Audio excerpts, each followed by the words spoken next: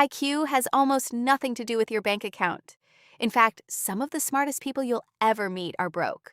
And some of the richest people you'll ever meet aren't nearly as smart as you'd expect.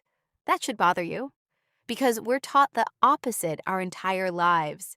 Study hard, get good grades, be smart, and the money will follow. But it doesn't, not automatically, not even close. So what's actually going on here? Let's start with someone you probably know. Maybe it's a cousin. Maybe it's a friend from college. The one who was always the smartest person in the room. Top of the class. Solved problems faster than everyone else. Everyone assumed he'd end up rich. And 20 years later, he's stuck. Still working the same job. Still checking his bank balance before buying groceries. Meanwhile, someone he used to tutor in high school owns 3 businesses. What happened? Here's the uncomfortable truth. Intelligence was never designed to make you rich. It was designed to help you solve problems and understand complex ideas. Building wealth is a completely different skill. It has almost nothing to do with how fast your brain processes information, and almost everything to do with how you think about risk, identity, and time. And smart people, ironically, often think in ways that quietly sabotage their own financial future. Stay with me, because this gets interesting. The first reason is something psychologists call analysis paralysis. Smart people are trained to analyze everything before acting. In school, that's rewarded. Think it through. Double-check your work. Don't make careless mistakes. But money doesn't reward careful thinking. It rewards timely action. While the smart person is still calculating the optimal investment strategy, someone with average intelligence just started, messily, imperfectly, and is already 5 years ahead. Overthinking isn't wisdom. It's often just fear, wearing a lab coat. Here's the second reason, and this one is even more surprising. Smart people are more likely to believe intelligence alone should be rewarded. Somewhere along the way, they build an identity around being the smart one. And that identity comes with a hidden, dangerous belief. That hard, unglamorous action, sales, marketing, negotiating, self-promotion, is somehow beneath them. That the world should recognize their intelligence and pay them for it, without them having to sell themselves. But money isn't paid to the smartest person. It's paid to the person who solves a problem someone is willing to pay for, and who's willing to ask for that payment directly.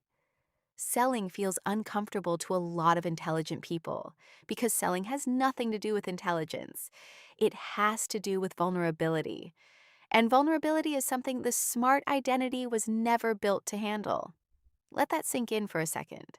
The very thing that made them successful in school, being right, being impressive, being the smartest in the room, becomes the thing quietly blocking them from wealth in real life. Now, here's where it gets even deeper. There's a concept in psychology called the expert trap. The more knowledgeable someone becomes in a field, the more risk they start to see. A beginner doesn't know what could go wrong, so they move forward. An expert knows exactly what could go wrong, every possible failure point, every flaw in the plan, and that knowledge often freezes them completely. Ignorance, strangely enough, can be a form of momentum. Expertise without action can become a cage built out of your own intelligence. Think about that the next time you catch yourself, just needing a little more research before starting something.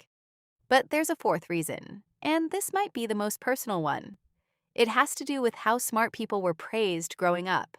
If you were told you were smart as a child, not that you worked hard, not that you were persistent, but that you were smart, psychologists have found something fascinating happens.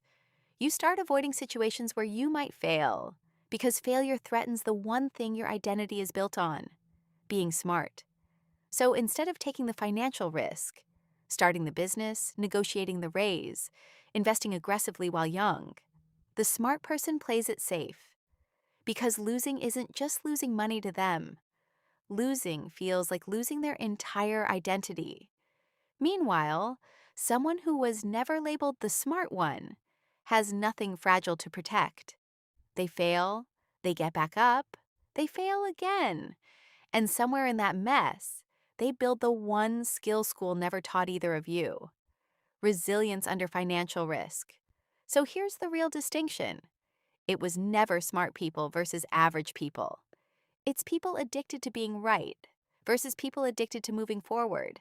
And those two mindsets lead to two completely different financial lives, regardless of who has the higher IQ. Now, does this mean intelligence is useless? Of course not. Intelligence is a multiplier. But a multiplier only works on something that already exists. If there's no action to multiply, no risk taken, no offer made, no business started, intelligence just multiplies zero. And zero times anything is still zero. So if you've ever felt confused about why you're not further ahead, despite being smarter, despite reading more books, despite understanding the concepts better than people who are out-earning you, maybe the problem was never your intelligence. Maybe it was the identity you built around it, the fear of being wrong, the comfort of analysis instead of action, the quiet belief that being smart should be enough. It isn't. It never was. Because the world doesn't pay you for what you know.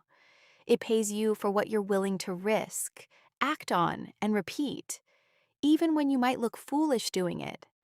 So ask yourself honestly, are you actually thinking? Or are you just hiding behind a very intelligent excuse not to move?